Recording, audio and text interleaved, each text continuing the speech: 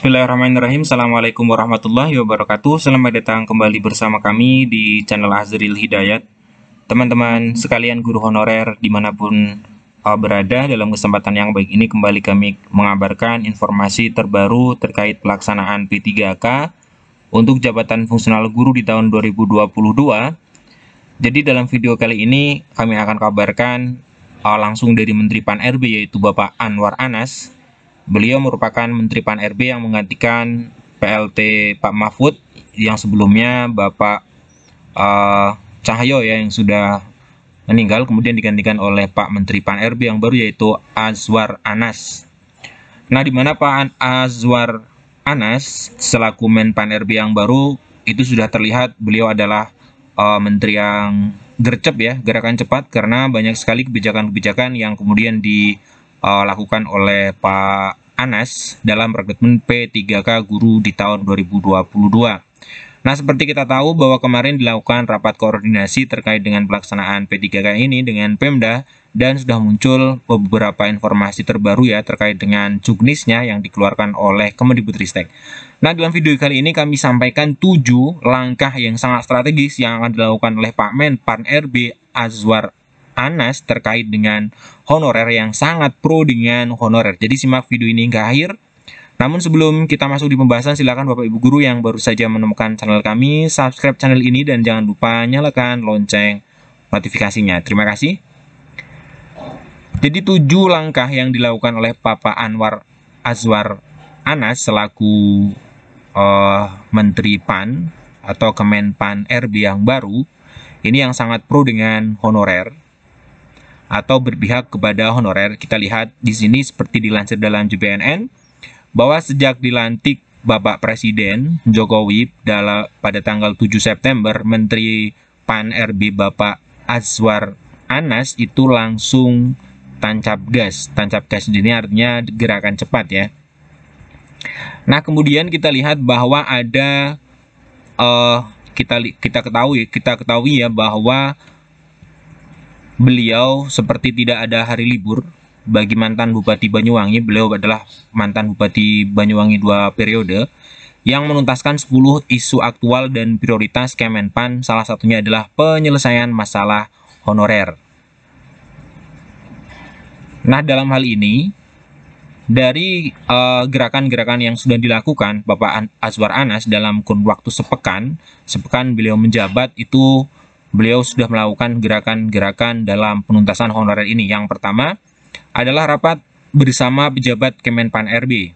Kita bisa lihat bahwa rapat yang dipimpin oleh beliau di lingkungan Kemenpan RB itu tercatat ada 10 isu aktual dan prioritas. Nah, kemudian kita lihat dalam hal ini adalah yang disoroti banyak hal terkait dengan reformasi birokrasi, kemudian penyederhanaan birokrasi, flexible working arrangement atau FWA, sistem pemerintahan berbasis elektronik dan lain sebagainya. Nah, namun di sini ada hal yang cukup krusial, yaitu adalah penanganan honorer K2 atau K1, lalu kesejahteraan ASN. Kemudian dalam hal ini adalah penghapusan jenis kepegawaian selain PNS dan P3K. Terakhir adalah di mana dilakukan pendataan terhadap honorer yang nantinya akan masuk di database BKN, di mana itu adalah nantinya database yang akan diselesaikan. Artinya tahun 2023 sudah tidak ada lagi honorer yang berada di instansi pemerintah. Nah, ini yang pertama.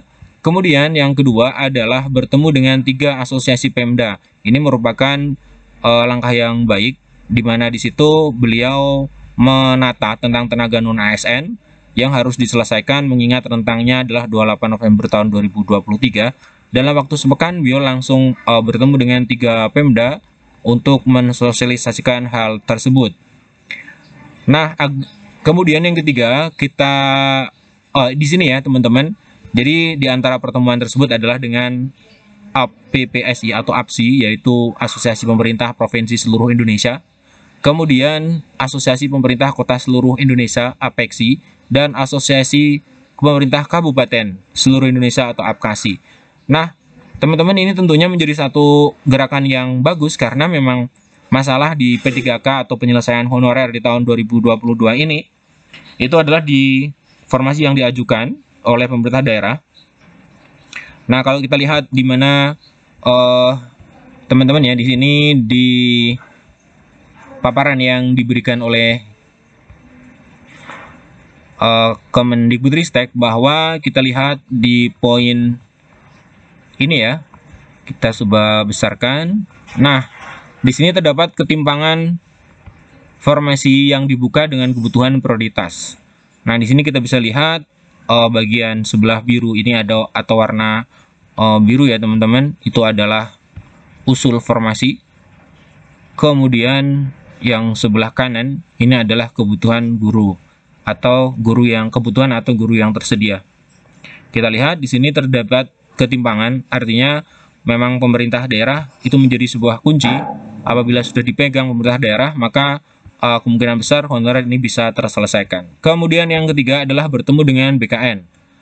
Dalam hal ini Bapak Azwar Anas bertemu dengan PLT Kepala BKN, Bapak Bima Haria, itu membahas tentang bagaimana mengakselerasi percepatan penataan honorer nakes melalui seleksi P3K dengan memberikan afirmasi.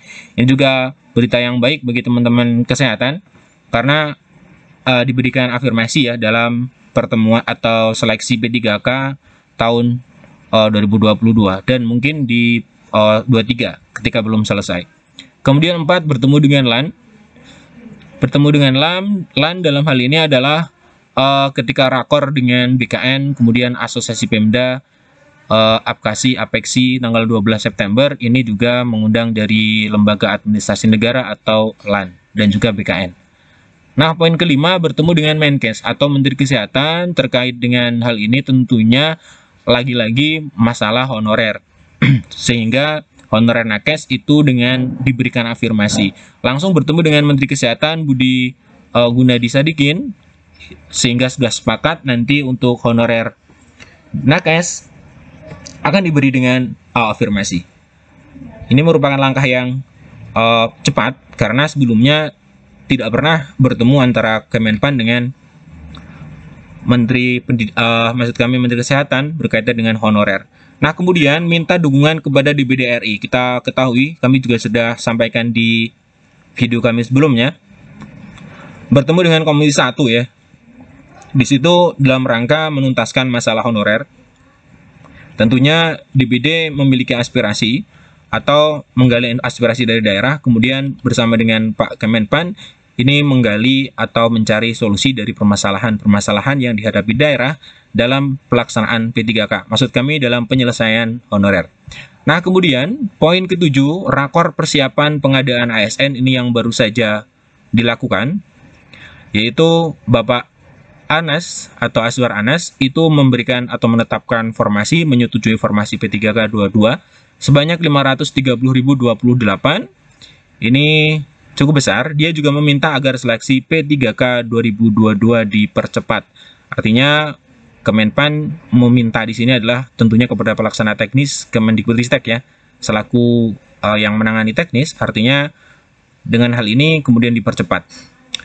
Nah, jelang akhir September seleksi P3K sudah harus dibuka, tegasnya. Ini adalah 7 langkah yang dilakukan oleh Pak Kemenpan yang sangat pro honorer, karena memang baru sepekan, bisa dibilang seperti itu, dilantik.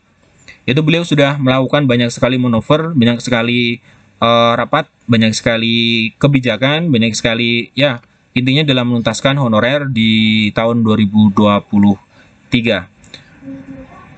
Nah, ini teman-teman 7 langkah atau 7 langkah Pak Menpan Azwar Anas yang berpihak kepada guru honorer. Semoga memang nantinya dari langkah-langkah ini yang sangat cepat, yang sangat visioner dari Pak Azwar Anas itu bisa memang menuntaskan honorer di tahun 2023 dari Kemenpan RB. Ya, semoga semua teman-teman terutama untuk guru honorer itu bisa menjadi ASN P3K.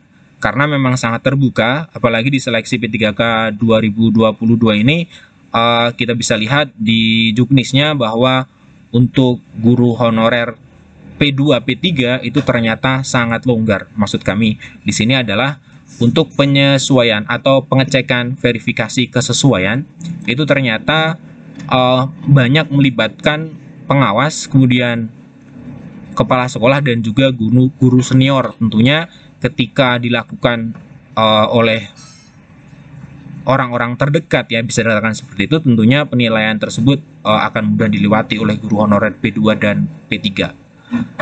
Nah, mungkin ini informasi dari kami, semoga ini bermanfaat. Terima kasih telah menyimak. Assalamualaikum warahmatullahi wabarakatuh.